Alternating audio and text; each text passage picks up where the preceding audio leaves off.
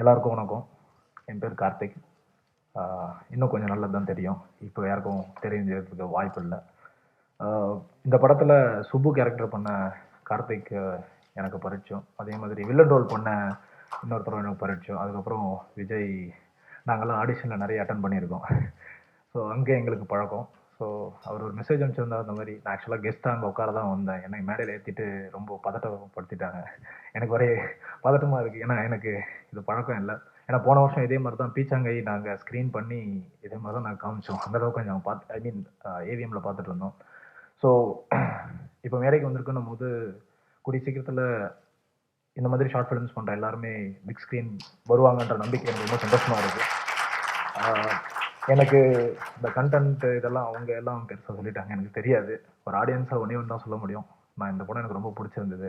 சமுதாயத்துக்கு இப்போ ரொம்ப தேவையான கருத்து. ரொம்ப லேட்டாக சுட்டிங்க. 2 மணி நேரத்தில் சுட்டுருக்கணும் அவங்களெல்லாம். அதுதான். என்னை அழைச்சதுக்கு ரொம்ப நன்றி. இந்த டீமுக்கு என்னுடைய பெஸ்ட் விஷஸ். ரொம்ப தேங்க்ஸ்.